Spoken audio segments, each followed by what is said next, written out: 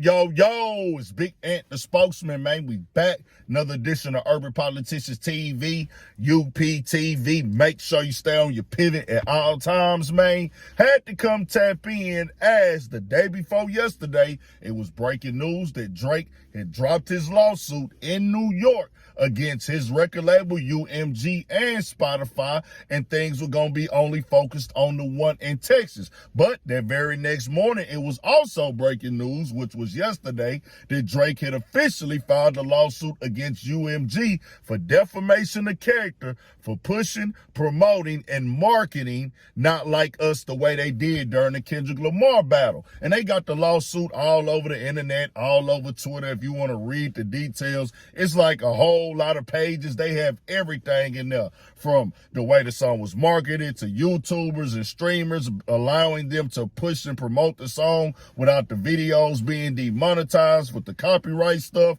Also, I seen things of like school shootings at the house. It's just a whole lot of it up in there and everything. They did respond and say that they was not with this, saying that Drake has engaged in battles himself with artists and all that. You can go look it all up on the internet. Well, Meek Mill decided to speak on it just a little bit after Arsenal the Rebel, popular battle rapper. I most definitely came up watching him. He just talked about what Meek Mill went through with Drake, and he said this: I wonder how Meek Mill feel about Drake suing, because niggas said this and that about him. Drake went all out on Meek. Meek responded and said, the label told me don't drop nothing. I went against that and dropped DC4 mixtape. Shari Bryant backed me herself. 90K first week to heat up. I couldn't make any playlists either. That had me confused, a little losing confidence, but I knew 80% was campaign, influence for the net only. Then he responded and said, it all comes down to who know who. Once I started owning companies, I want to be in convo with the higher level shakers and owners. If I made more than 100 M's on the label, because not only business, I got I deal with the top people at companies to get the top results. He said, I'm a champ. I lost many things. I learned from them and move on. 2025, my team right now, I'm going to make 100 M off rap because I was in the system so long. I'm going to break that John, I time from time mine. You know, Meek, mine, I don't know what he said. Time for the mind. Time for the mind. My bad, Meek, my bad. Meek put time for the mind. It's time to turn it up. Now, I got to keep it all the way 1,000. Meek Mill kept it solid during the battle, bro. His back was against the wall, and I always go back to that moment. In that battle, people wrote his career off, no matter how you felt about it. Back-to-back was going crazy. He said it is a machine. He said he couldn't get playlisted or nothing. Meek Mill most definitely was getting drove. Drake most definitely was driving that machine. You got to know he got the same exact type of marketing that Not Like Us got. You want to know why? Because back-to-back was a hit that the people liked. If Drake would have dropped the same type of song like Not Like Us, they would have marketed and promoted that too. That's normal business practice. But what Meek is saying right there, hey, he just sucked it up, stayed down with it. And I remember one key moment Meek had, bro, when that nigga went on that Funk Flex freestyle. Me and my boy Bishop just looked at that the other day. He was at the crib, and I put it, I said, bro, you remember when Meek was going through it? That nigga went to the Funk Flex freestyle. The whole world was locked in and watching. And that nigga got on there and rapped. Popped it, talked it. We used to play Segas. Nas Glock 40 with the regulators. Man, that nigga, bro, he was killing it, bro, like just rapping, and people really like bought into it. And that reminded me that, bro, if you can rap, if you can pop it, you can talk it, you don't let yourself seem all the way phased. And even if you are phased, if you put out that music that the people like, you gonna be all right. I think Drake failed to do that here. He basically doubling down on this lawsuit, and I got to keep it all the way 1,000.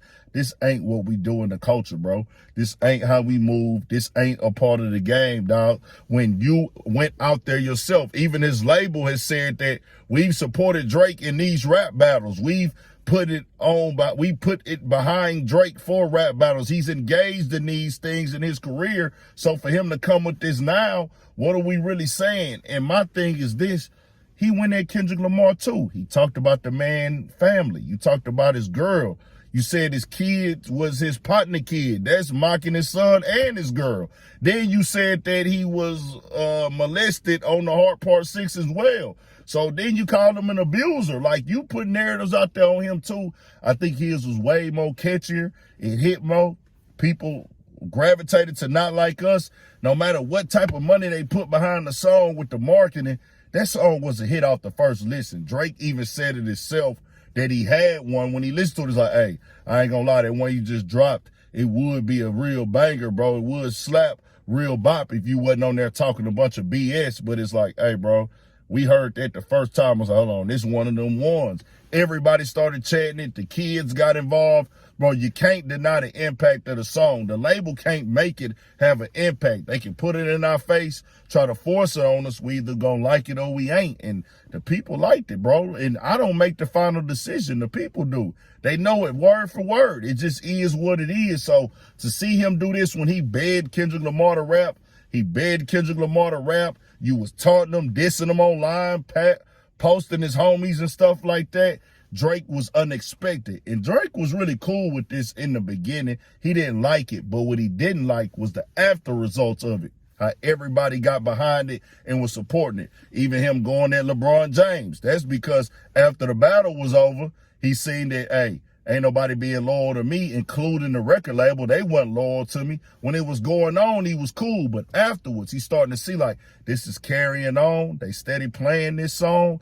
Then people went to the pop-up show, LeBron, DeMar DeRozan. Y'all supposed to be my guys. Nigga, hold on. So I'm going to dish y'all niggas now. Then even to the point where he now has the Super Bowl. Even to the point now another album is out. To the point now 7 Grammys. To the point now stadium tour. All of those things are affecting Drake, even though he's acting like he's not affected.